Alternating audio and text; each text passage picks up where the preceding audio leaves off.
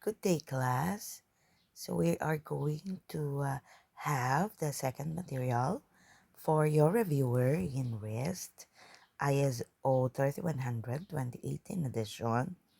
Now, in risk management, what's more important that you have to remember, this comprises no, your principle, framework, and process. Okay, of which, based on the principle, the framework, and the process, you would look into the external and the internal context. So let's take a look at the principle, process, and um, framework. Okay, so let's start with the framework. Take a look at the framework. This look into the leadership and commitment, and for this to be maximized in terms of benefit, you have to look into the improvement processes, okay, the integration, the design, implementation, and evaluation. Okay, and with regards to principle,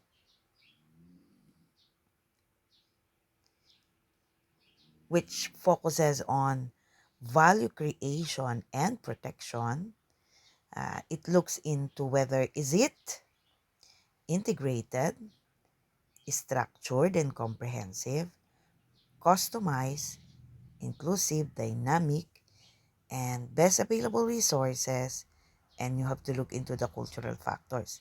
Now I'm mentioning each item, but the major thing that you have to look into, why does it have to be integrated? Okay?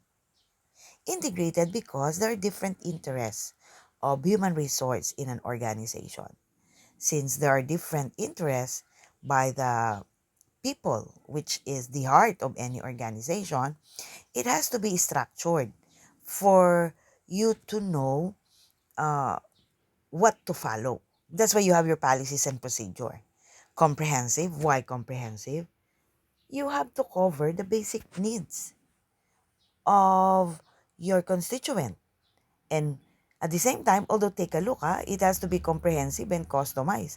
Remember, it's challenging to customize it, looking at the needs of different needs of your HR. But um, in what manner would this be customized? Because you would be able to assess the risks and the hazard in the organization. So you'd be able to fit it, diba? Yung fitness ang pinag-uusapan dyan sa customized. Fitness of how you address the risks, no, involved with the organization in terms of the needs of the people or your constituent. And why inclusive? Siyempre, no one should be left behind.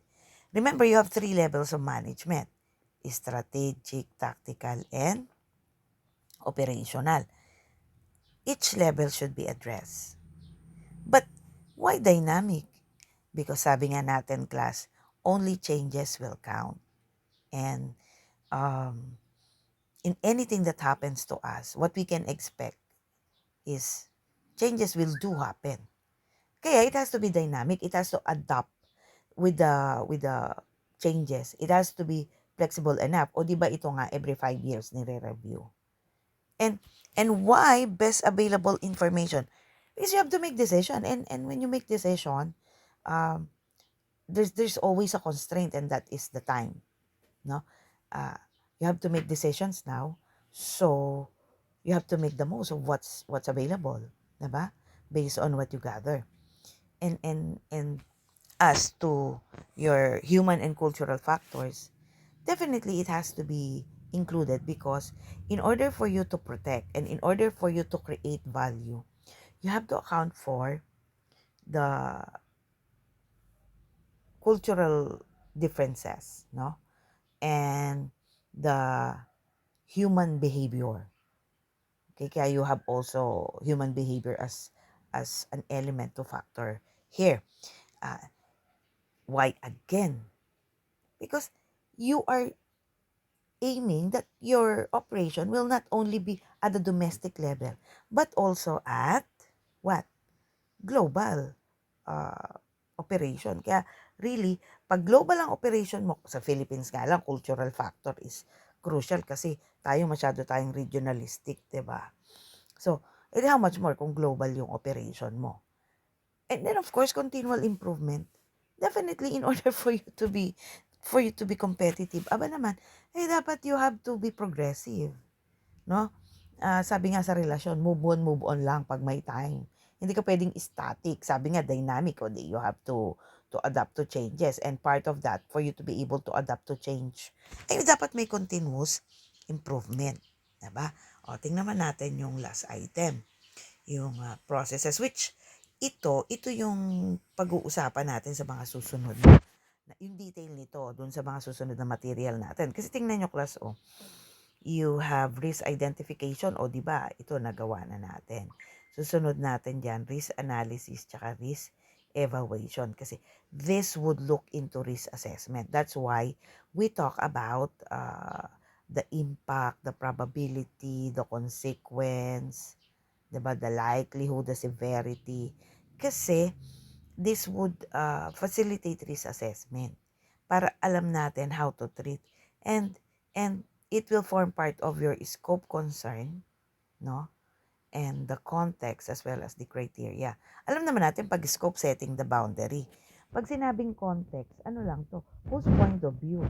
Dapat alam mo kung sino ka. 'Di ba? Criteria, basis mo yan. Para nang sa ganon, makapag-identify ka, makapag-analyze ka, makapag-evaluate ka. So without the criteria, how can you set your boundaries, 'di ba? And of course, kasi it's all about relationship.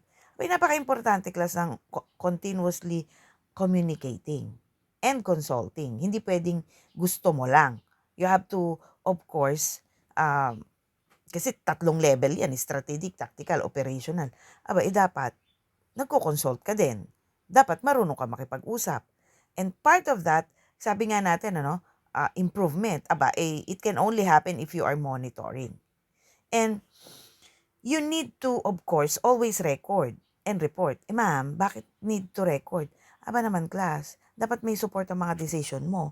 Kung hindi ka nagre-record, how can you have support? How can you have basis?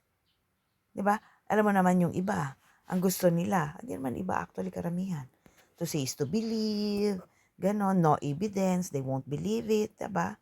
Although hindi naman lahat na nakikita ay totoo, pero um, with us, since it's about the organization, recording is very important, and you have to do it in a formal manner, yung reporting. Kasi ang communication, pwede kasi yung indirect tsaka direct. 'Di ba? Indirect, yan yung impression, yung mga pag sa tao, yan yung chismis, ganun. So, ito yan, yung holistic view ng ating risk management guideline in ISO 3100.